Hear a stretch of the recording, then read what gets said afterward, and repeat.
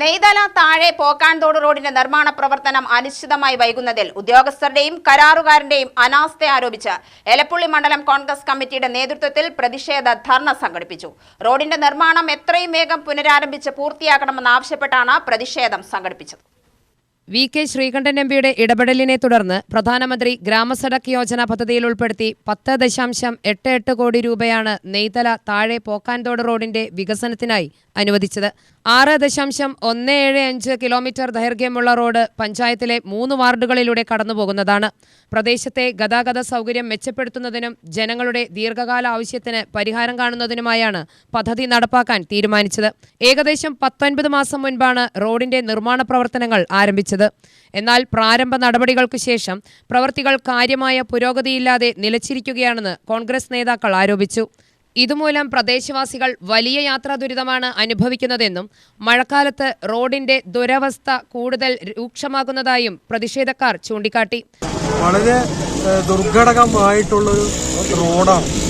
കൃഷിക്കാര്, കർഷകര്, വിദ്യാർത്ഥികള്, സുഖമില്ലാത്തവർക്കൊക്കെ തന്നെ വലിയ ആയിരക്കണക്കിന് ആളുകൾക്ക് പ്രയോജനം വരുന്ന ഒരു റോഡാണ്.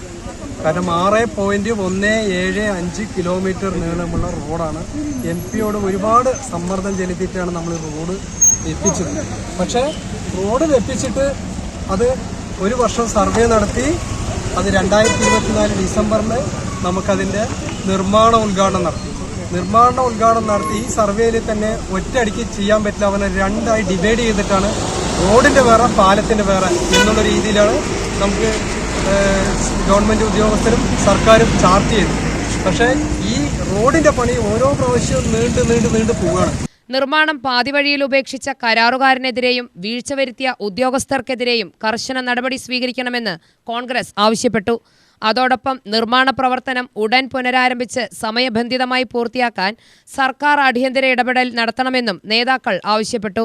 പ്രതിഷേധ ധർണ കോൺഗ്രസ് നേതാവ് എ. സുരേഷ് ഉദ്ഘാടനം ചെയ്തു. ഈ റോഡിന്റെ പ്രശ്നങ്ങൾ പറഞ്ഞു. കരാറുകാരന്റെ അനാസ്ഥ പരിഹരിക്കേണ്ടത് നമ്മളെ ഉദ്യോഗസ്ഥരാണ്. ആ ഉദ്യോഗസ്ഥർ ഇത് പരിഹരിക്കാത്തതിന്റെ പ്രശ്നമാണ് ഈ കരാറുകാരൻ ഇട്ടുപോയത്. 19 മാസമായി നിർമ്മാണ ഉദ്ഘാടനം നടത്തിയിട്ട് 19 മാസമായി നിർമ്മാണ ഉദ്ഘാടനം നടത്തിയ ഒരു റോഡ് ഇങ്ങനെ കിടക്കണമെങ്കിൽ ആരുടെ കുഴപ്പമാണ്? അത് ഭരിക്കുന്നവരുടെ കുഴപ്പമാണ്. അത് കഴിഞ്ഞ 10 കൊല്ലമായി ഈ കേരളം ഭരിച്ച ഒരു ഗവൺമെന്റിന്റെ, അതുപോലെ തന്നെ ഈ അന്നത്തെ പൊതുമരാമത്ത് മന്ത്രിയായിട്ടുള്ള റിയാസിന്റെ ഉൾപ്പെടെയുള്ള അനാസ്ഥയാണ് ഈ റോഡിന്റെ അവസ്ഥ. നമുക്കറിയാം, കരാറുകാരെ നിലക്ക് നിർത്താൻ ഒരുപാട് വഴിയുണ്ട്. നമുക്കറിയാം, ഈ കഴിഞ്ഞ മലമ്പുഴ മണ്ഡലത്തിലെ മലമ്പുഴ പഞ്ചായത്തിലെ ഉദ്യാനത്തിന്റെ അവസ്ഥ. കേന്ദ്രത്തിന് 80 കോടി ഫണ്ട് അനുവദിച്ചു, നിർമ്മാണ ഉദ്ഘാടനം നടത്തി. 9 മാസമായി ആ ഉദ്യാനത്തിൽ ആർക്കും പ്രവേശനമില്ല. ടൂറിസ്റ്റുകൾ പല സ്ഥലത്തും വരികയാണ്. കേന്ദ്രത്തിന് 80 കോടി അനുവദിക്കപ്പെട്ടു കഴിഞ്ഞു. ആരാണ് ചെയ്യേണ്ടത്? ഭരിക്കുന്നവരാണ് ചെയ്യേണ്ടത്. പക്ഷെ ഒരു കാര്യം ഉദ്യോഗസ്ഥർ മനസ്സിലാക്കേണ്ടത്, 10 കൊല്ലത്തെ അഴിമതി ഭരണം അവസാനിപ്പിച്ചുകൊണ്ട് ജനകീയ സർക്കാർ ഇവിടെ വന്നിരിക്കുകയാണ്. ഈ ജനകീയ സർക്കാരിന് അറിയാം എങ്ങനെ ഉദ്യോഗസ്ഥരെ നിലക്ക് നിർത്തണമെന്നുള്ളത്. ഈ കരാറുകാരനെ ബ്ലാക്ക് ലിസ്റ്റിൽപ്പെടുത്താനുള്ള നടപടികളായി ഞങ്ങൾ മുന്നോട്ട് പോകാൻ തീരുമാനിച്ചിരിക്കുകയാണ്. മണ്ഡലം കോൺഗ്രസ് പ്രസിഡന്റ് ഡി. രമേശൻ അധ്യക്ഷത വഹിച്ചു. മുൻ പഞ്ചായത്ത് പ്രസിഡന്റ് രേവതി ബാബു മുഖ്യപ്രഭാഷണം നടത്തി.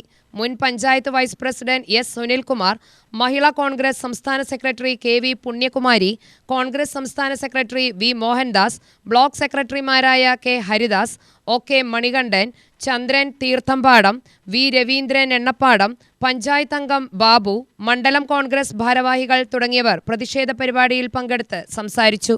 UTV news, Palakkad.